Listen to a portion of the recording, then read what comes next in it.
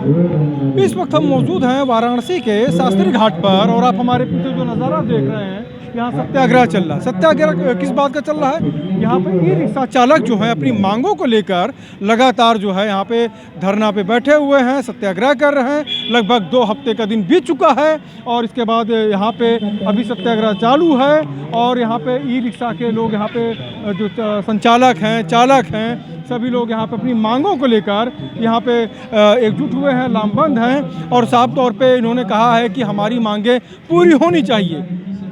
नज़ारा दिखाते चले कि अब से कुछ दिन पहले जो नज़ारा जो है जहाँ पे आप देख सकते हैं, जहाँ पे एक बोर्ड लगा हुआ है, वहाँ पे लोग धरने पे बैठे हुए थे और इसके बाद बताते चले कि गंगा जी में जो बाढ़ जो आई हुई है इसके कारण वो जगह डूब चुकी है, इस स्थान का परिवर्तन हो चुका है और यहाँ पे लोग मौजूद हैं। लगातार तंबू और ये सब लगा के यहाँ पे सब लोग बैठे हुए हैं धरने पे और यहाँ पे तमाम हमारे साथ लोग मौजूद हैं। ई रिक्शा संचालक हैं, चालक हैं। जी, आप लोग ई रिक्शा चालक हैं, संचालक हैं आप लोग ई रिक्शा? क्या नाम है आपका? आइए इधर।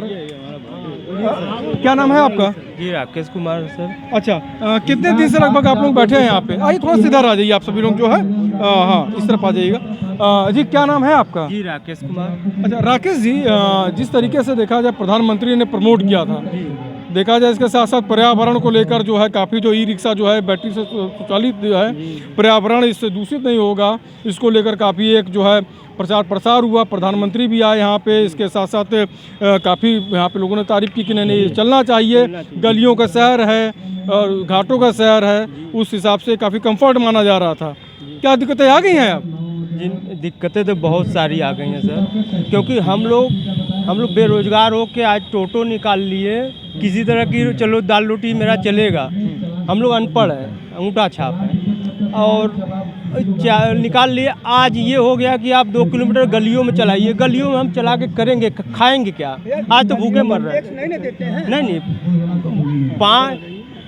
आज हम 5 लोग 6 लोग परिवार में हैं, खाएंगे क्या? गलियों में चला के खा नहीं पा रहे हैं सर, इस समय परेशान है। और 14 दिन से मेरा बंद भी है, मैं 14-15 दिन से बंद भी करके रखा हूँ, अभी तक बंद है। घर पे ही बैठ के अपना यहाँ पे आ रहे हैं, यहाँ से घर जा रहे हैं, बस यही कर रहे हैं सर। देखिए तमाम हमारे साथ लोग मौजूद हैं यहाँ पे। अच्छा, एक जानकारी हम और आपसे लेना चाहेंगे, क्योंकि हम देख रहे हैं आपकी आंखों में जो आंसू जो हैं झलकते नज़र आ रहे हैं, इसमें कहीं ना कहीं से वो दर्द है, वो पीड़ा है आपके अंदर। EMI पे अमूमन लोग ले रहे थे, कितनी कीमत की पड़ रही थी ये आपकी जो है ई रिक्शा? रिक्शा सर 1,70,000 की ई रिक्शा कैश पे था, 2,10,000 रुपया मुझे भरना है। अभी 3 महीना हुआ है इसको लिए, क्योंकि हम 3 महीना अपना लिए कर्जा लेके, आज वो कर्जा भी नहीं भर पा रहे हैं, वो भी मांग रहे हैं और EMI भी आ चुका है। अब EMI हम कहाँ से भरें? 14 दिन से यहाँ बैठे हुए हैं, इधर काम कर रहे हैं, कहाँ से भरें? अब सर हम लोग को नहीं हो पा रहा है, बहुत परेशानी हो रहा है, इसलिए हम लोग सब छोड़ छाड़ के बैठे हुए हैं। कहाँ भी आप लोगों ने मुलाकात की है? चूँकि यहाँ पे देखिए प्रवीण काशी जी आपकी जो यहाँ पे अध्यक्षता में यहाँ पे लगे हुए हैं और इसके साथ साथ लगातार यहाँ पे देख रहे हैं कि सत्याग्रह लगातार चल रहा है, 2 हफ्ते से ऊपर के दिन लगभग बीत चुके हैं। तो कैसे आप लोग मांग के लिए किसके पास गए, क्या आश्वासन भी मिले? सर कोई सुनवाई नहीं है, तो किसके पास जाए? हर लोग के पास गए लेकिन कोई सुनवाई नहीं है किसी को। अच्छा, आप भी हैं? जी, आप भी कितने आपने ई रिक्शा निकाले हैं इस समय? हम तो एक निकाले हैं, किस्त पे निकाले हैं, 2 महीना हुआ है गाड़ी को। हाँ। तब से नया कानून लागू हो गया कि जो है QR कोड लगवाना पड़ेगा, 2 किलोमीटर की दूरी में आपको चलाना पड़ेगा, उतने में आपको कमाना पड़ेगा। अगर 2 किलोमीटर दूरी में चलाएंगे तो हम गाड़ी का किस्त कैसे देंगे, अपने घर का खर्चा कैसे चलाएंगे बताइए? और जो 2 किलो रूट में चलेगी गाड़ी तो कितना कमाई होगी, और किस्त भी देना है, घर का खर्चा भी चलाना है। इस समय हम लोग बहुत परेशान हैं, 15-16 दिन से यहाँ पे हम लोग बैठे हैं। इतना हर जगह हम लोग गए, यातायात मतलब ट्रैफिक SSP के पास गए, उसके बाद कमिश्नर के पास गए, फिर DM साहब के पास गए। देखिए तमाम जगह लोग गए हैं, अपनी अपनी बातों को रखे हैं। आप भी संचालक हैं, कितनी आपके पास गाड़ियां हैं इस समय? तो आप सामने आ जाइएगा, जरा एक गाड़ी सामने हो जाइएगा। एक गाड़ी है। उसमें किस्त वगैरह जो है कितनी आप लोगों ने EMI पे निकाले हैं 3 साल के लिए भरने के लिए, वो भी भरा हुआ नहीं है। अब हम लोग शांति से चल रहे थे यहाँ वहाँ पूरे शहर में। ये 8-9 किलोमीटर का शहर है। अब इसमें आप 4 भाग में बांट देंगे, 2-2, 3-3 किलोमीटर में। QR के जरिए, और उसमें जो है कि पैसे भी है 1100 कुछ रुपए है, मंथली आप लगा रहे हैं, सालाना आएगा 15,000 के आसपास, वो अलग से हो गया। बाकी हम लोग टैक्स अपना देते थे करीब 15,000 के आसपास, प्लस इस गाड़ी पे सालाना चलाने के लिए लगभग 1 लाख रुपया जो है कि खर्च है। इसके बाद आप 2-3 किलोमीटर में आप चलवा रहे हैं, बताइए हम लोग क्या कमाएंगे, क्या खाएंगे, कैसे पेट जिलाएंगे? ये व्यवस्था बड़े बड़े शहरों की अगर बातें की जाए, जैसे दिल्ली है, बेंगलोर है, तमाम जगह जो है, आखिर यहाँ पे जो है क्या ऐसी दिक्कतें आ रही थी जो है आपके सामने जो है कि क्यों ऐसा एक्शन लिया गया प्रशासन के द्वारा? क्या आप मानते हैं, क्या आपके समझ से क्या था? देखिए, ये पूंजीपति लोग एक नाम से गाड़ी आप 500 दे देंगे और ऑटो दे देंगे 20-20, 40-40 थे, और फिर परमिट ऑटो की जो है कि वो पुश्तैनी चली आ रही है सिस्टम से, उसको बिचौलिए खरीद के 50,000 1 लाख रुपए में चला रहे हैं। क्या रोजगार जब हमारे माननीय प्रधानमंत्री दे नहीं पा रहे हैं तो लोग और अन्य पीढ़ी कोई उसको चला नहीं सकती है? क्या परमिट सरकार हर साल 2 साल में क्या 10-20 भी नहीं दे सकती ऑटो परमिट? ये सब क्या सिस्टम है सरकारी हिसाब किताब से? तो देखिए, यहाँ पे कई लोग यहाँ पे मौजूद हैं हमारे साथ में। आपको जो नज़ारा मैं दिखा रहा हूँ इस समय, ये जो नज़ारा है शास्त्री घाट का नज़ारा है, बड़ौदा जी के किनारे लोग यहाँ पे अपना पूरा मंच लगा के लोग यहाँ पे धरना कर रहे हैं, महिलाएं भी आई हुई हैं। इसके साथ साथ यहाँ पे रात्रि भी रुक रहे हैं, यहाँ पे सत्याग्रह चल रहा है। इसके साथ साथ मैं आपको जो जी, और यहाँ पे इनके जो अध्यक्ष हैं यूनियन के, उनसे भी हम बात करेंगे। और इसके साथ साथ आपको जो नज़ारा दिखा रहे हैं, लगातार जो है यहाँ पे ई-रिक्शा संचालक जो हैं यहाँ पे मौजूद हैं और अपनी मांगों को लेकर यहाँ पे लगातार जो है एकत्रित हैं, लामबंद हैं और अपनी अपनी मांगों को लेकर यहाँ पे मिलना चाह रहे हैं यहाँ पे। इसके साथ साथ जी, आप लोग भी यहाँ पे सत्याग्रह में आई हुई हैं। क्या नाम है मैडम आपका? सपना जी, जरा से सपना जी का। सपना जी, अगर देखा जाए जिस तरीके से जो है यहाँ पे आप सभी लोग लामबंद हैं, क्या मांग है अब? जिस तरह हम लोग की गाड़ी चल रही थी टोटो, उस तरह चलने दिया जाए। हम लोग के पास कोई रोजगार नहीं है। एक टोटो था जिससे हमारा परिवार, हमारे बच्चे पढ़ लिख रहे थे, खा पी रहे थे, लेकिन आज सरकार जो ये रोक लगा दी, 2 किलोमीटर चलने दे रही है सर, उसमें ना तो कुछ कमाई हो पा रही है ना कुछ हो पा रहा है। टोटो हम लोग किस्त पे, लोन पे निकाले हैं, समूह का पैसा लेके निकाले, समूह का पैसा नहीं दे पा रहे हैं। वो आके घर में हम लोग से गाली गलौज कर रहे हैं, बदतमीजी कर रहे हैं कि पैसा दो। अब ना बच्चे स्कूल जा पा रहे हैं, स्कूल की फीस ना जमा होने के कारण हमारे बच्चों को 3-3 बच्चों को घर में बैठा दिया गया है। हम लोग अब क्या खाएं, क्या कमाएं, कहाँ जाएं? इसलिए सरकार से विनती करते हैं कि जैसे सारी गाड़ियां चल रही हैं वैसे हम लोग की भी गाड़ियां चलने दें, गरीबी हटाएं, गरीबों को ना मिटाएं। और जो अगर नियम लगाए हैं तो सारे गाड़ियों पे नियम लगाएं, सिर्फ और टोटो पे नियम ना लगाएं। जाम तो हर गाड़ी से होती है, हर गाड़ी के लिए एक नियम बनाइए, सिर्फ एक टोटो के लिए ही नियम क्यों? हम लोग को कहाँ जाएं, किससे कहें?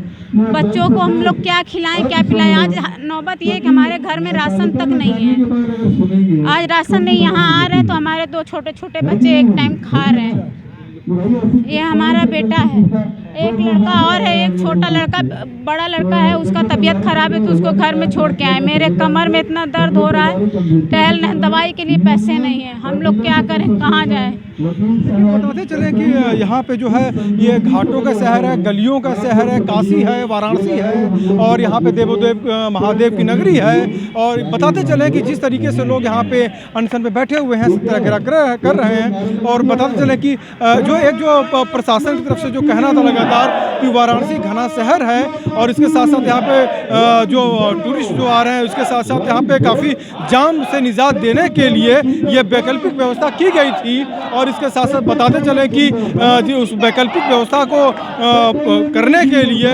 जिस तरीके से प्रशासन ने जो है यहाँ पे करीब QR कोड लॉन्च किया और इसके साथ साथ उन्होंने कहा कि कितनी गाड़ियाँ किन किन जोन में चलेंगी और उसके बारकोड लगेंगे और एक कलर निर्धारित होगा और इसके साथ साथ उन्हीं गाड़ियों को परमिशन मिलेगी। और इसके साथ साथ जाम से बचाने के लिए प्रशासन के द्वारा ये कार्य किए जा रहे थे। और यहाँ पे तमाम जो लोग यहाँ पे जो है तमाम जो लोग यहाँ पे आप देख सकते हैं कि यहाँ पे लोग मौजूद हैं और इनका साफ तौर पे कहना है कि आखिर साहब रजिस्ट्रेशन भी अगर रोक दिया जाए और जो गाड़ियाँ जो चल रही हैं, जो EMI पर जो जिनको भरना पड़ रहा है इस समय, वो लगातार जो है कहीं ना कहीं से दिक्कतों का सामना करना पड़ता है इस समय।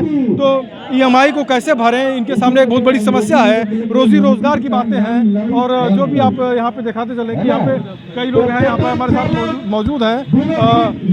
जरा साहब कुछ लोगों से हम और भी बात करते हैं यहाँ पे और ये दिखाते हैं नज़ारा जो है जिस तरीके से जो है यहाँ पे।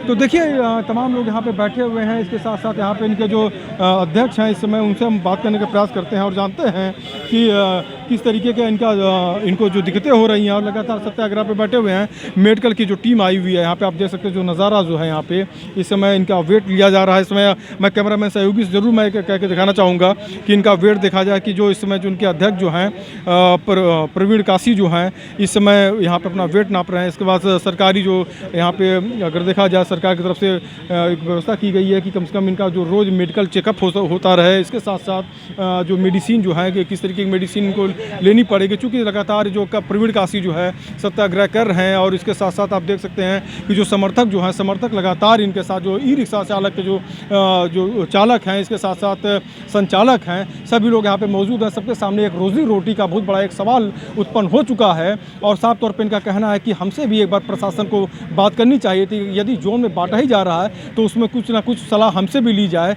और बिना मुझसे पूछे जो है अपने मन से जो है लोगों ने एक जो इसको जोन वाइज बांट दिया गया है, बारकोड के साथ बांट दिया है। और इन्होंने साथ साथ इससे पहले भी हमने एक इंटरव्यू किया था इसमें प्रवीण काशी से, उन्होंने बोला था कि क्या जो महानगरों में जो हैं क्या वहाँ पर इस तरीके से गाड़ियाँ रोकी गई हैं। दिल्ली जैसे महानगर की बातें इन्होंने बताई, इसके साथ साथ बेंगलोर की इन्होंने उदाहरण दिया, इसके साथ साथ प्राइवेट गाड़ियों की इन्होंने संख्या बताई और इसके साथ साथ टेम्पो की इन्होंने ऑटो की इन्होंने संख्या बताई और तमाम प्राइवेट और टैक्सी की सभी गाड़ियों के इन्होंने संख्या बताते हुए कहा कि हमारी जो गाड़ियां जो हैं उसकी चौड़ाइयां कम हैं और इसके साथ साथ ये पर्यावरण के हिसाब से अगर देखा जाए तो कहीं ना कहीं जो है उसके अनुकूल हैं और इसमें कहीं पे कोई प्रदूषण नहीं है। और इसके साथ साथ हाँ एक संख्या बढ़ी जरूर है, उसके लिए उस निदान के लिए आगे रजिस्ट्रेशन इसको न किया जाए और जिनके पास जो EMI जो भरने हैं, जिनके सामने जो एक समस्याएँ हैं उससे कहीं ना कहीं से एक निजात मिले, इसके लिए सरकार को एक पहल करनी पड़ेगी। चूँकि हम काशी के वासी हैं, ऐसा भी कहना था प्रवीण काशी का। तो हमारे साथ यहाँ पे तमाम लोग मौजूद हैं और यहाँ पे आप देख सकते हैं, मैं कैमरामैन सहयोगी का दिखाना चाहूँगा कि इस समय इनका BP पल्स लिया जा रहा है। इस समय लगातार जो है चेकअप किया जा रहा है, रूटीन चेकअप हो रहा है इनका। और डॉक्टरों की एक जो टीम आई हुई है, प्रवीण काशी सत्याग्रह जो है इसमें किए हुए हैं। लगभग 2 हफ्ते से ज़्यादा का दिन बीत चुका है यहाँ पे और ये अपने अनशन को तोड़ने को तैयार नहीं है। इनका साफ तौर पर कहना है कि कहीं ना कहीं से जो है हम अपने हक के लिए जो है यहाँ पे अपनी लड़ाई लड़ रहे हैं। इसके साथ साथ तमाम ऐसे परिवार हैं जिनके लिए रोजी रोटी की समस्या उत्पन्न हो रही है। इसके साथ साथ EMI जो भरना है हर महीने के हिसाब से, वो कहीं ना कहीं से एक समस्याएं उत्पन्न हो रही हैं। तो उसके लिए कहीं ना कहीं से सरकार को हमारे प्रति कहीं ना कहीं से जिम्मेदारियों को निभाना चाहिए। इतना ख्याल कमिश्नर साहब करवा नहीं करते।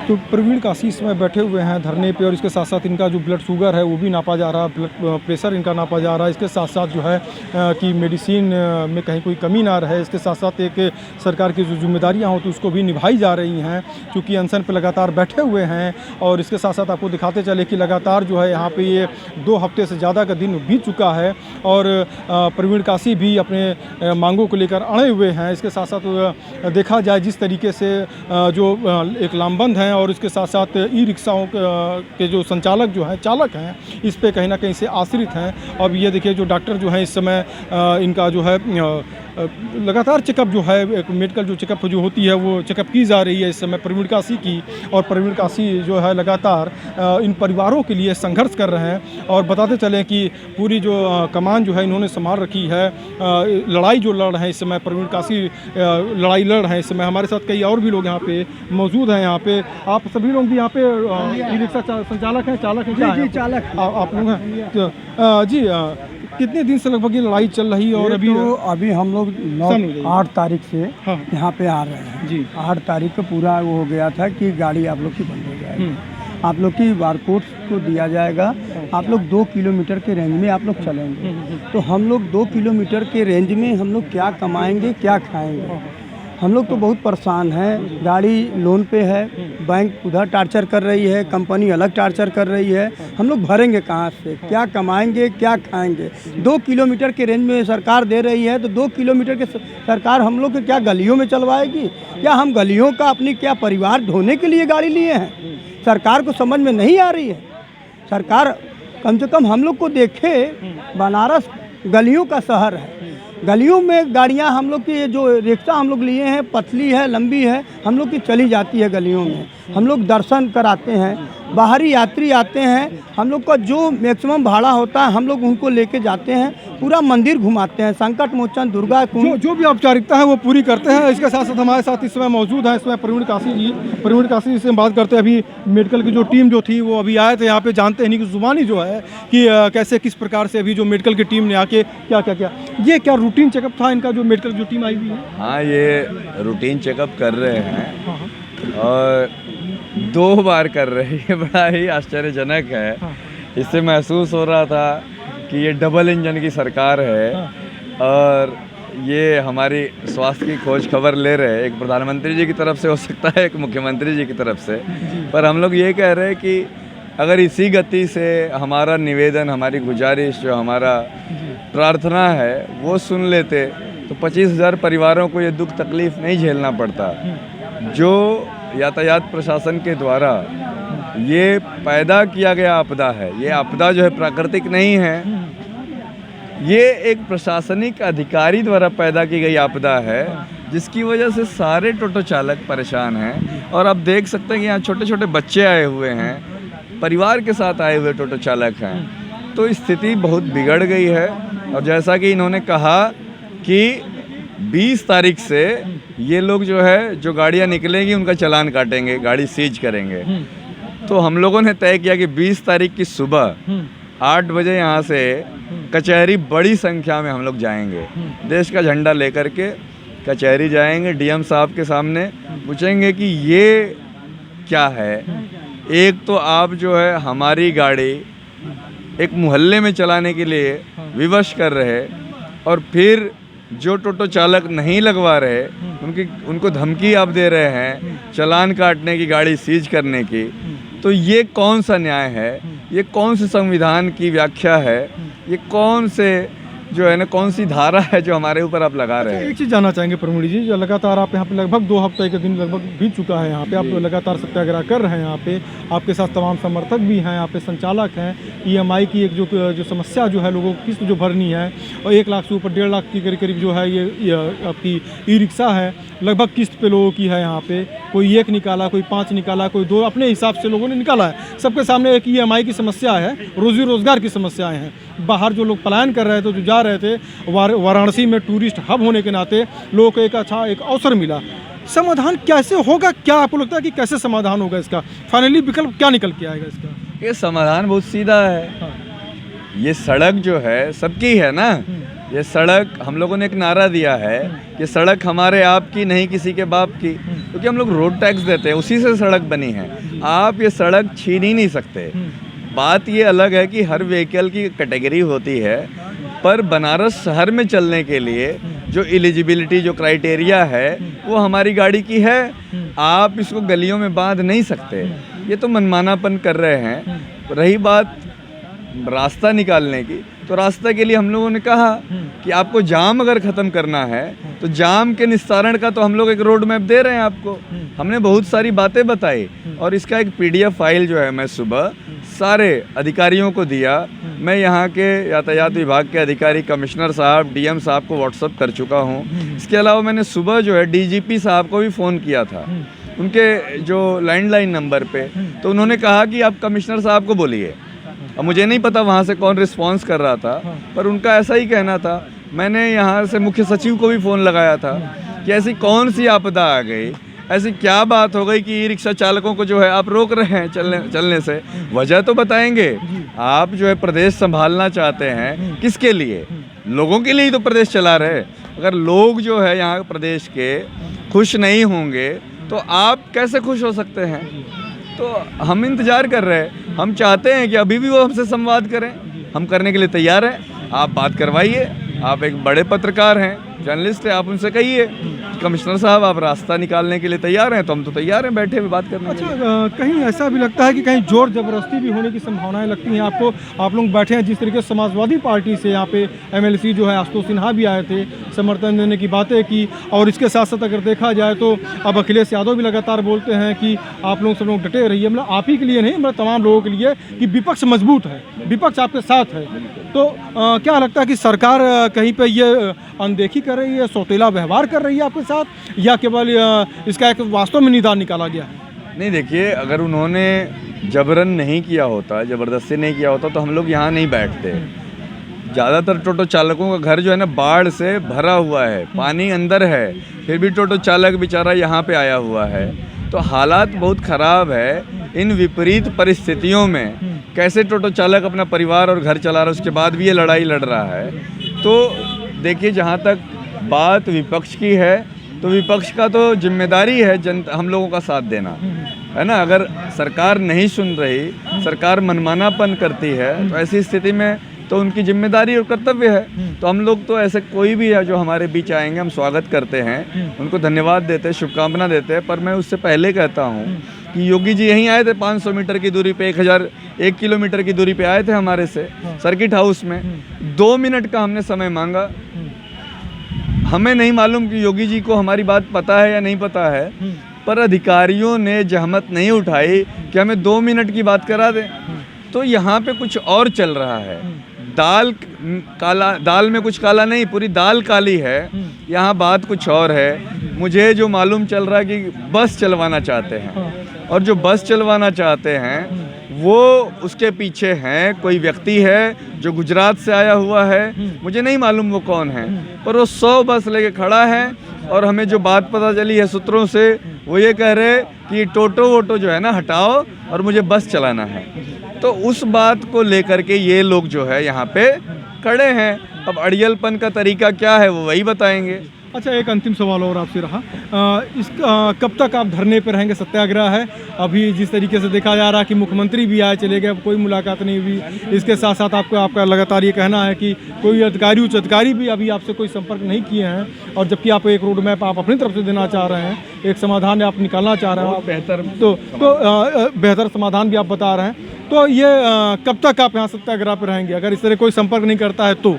देखिए, मैंने तो यहाँ पे टोटो चालकों से ये बीच में ये तय किया, ये कमिट किया हूँ कि जब तक मेरी सांस चलेगी, मैं सौरभ श्रीवास्तव नहीं हूँ। मैं सौरभ श्रीवास्तव नहीं हूँ जिसने कहा कि 4 घंटा और 24 घंटा में आपके बातचीत के लिए व्यवस्था किया जाएगा। मेरा नाम प्रवीण काशी है और मैं टोटो चालकों के लिए लड़ रहा हूँ, और मैं एकदम साफ कर रहा आपके माध्यम से, यहाँ से या तो मणिकर्णिका जाएंगे या तो अपनी मांग मनवा के जाएंगे। ये 2 रास्ता नहीं है ना, इसमें 2 होता ही नहीं है। हम लोग जो है न तो चुनाव लड़ने के लिए यहाँ बैठे हैं, कोई चुनाव नहीं लड़ रहे हैं यहाँ पे, हम लोग रोजी रोटी के लिए। आप पता करिए, मैं चाहूँगा कि आप एक बार जाइए टोटो चालकों से जो चला रहे हैं गाड़ियों को, उनसे उनका हाल पूछ लीजिए, घर चल रहा है कि नहीं चल रहा, बच्चों के क्या हाल है, बच्चे कैसे उनसे कुछ मांगते हैं तो कैसे वो शर्मिंदा होते हैं अपने बच्चों के सामने 150 रुपए के लिए। बड़ा गंभीर मामला है भैया, है ना। तो आप उनको बताइए। मैं फिर कह रहा, मैं सौरभ श्रीवास्तव नहीं हूँ, मैं प्रवीण काशी हूँ, और मैं टोटो चालकों के लिए लड़ रहा। जब तक बात नहीं पूरी होगी हम यहाँ से नहीं जाएंगे, मणिकर्णिका जाएंगे, नहीं तो मांग मनवाएंगे। तो देखिए, हमारे साथ ये थे आप प्रवीण काशी, जिन्होंने साफ तौर पे कहा कि यहाँ पे हम अपनी मांग को मना के ही मानेंगे यहाँ पे, या हम मैं मणिकर्णिका घाट ही जाऊँगा यहाँ पे, और ई रिक्शा संचालक और चालक हमारे साथ हैं, कदम से कदम मिला के चल रहे हैं, और मैं हर एक संघर्ष के लिए हमेशा तैयार और तत्पर हूँ। वाराणसी से स्टार वाराणसी के लिए शैलेंद्र सिंह।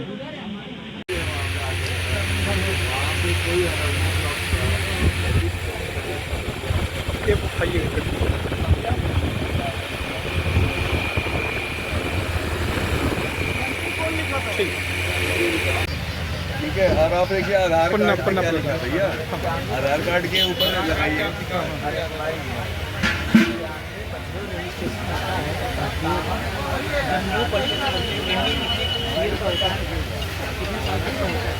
क्या चाहिए? लिखते लिखते हम लोगों की हाथ में गोल होके बैठ जाओ लोग ताकि अच्छे से बना ले, पीछे हो जाओ।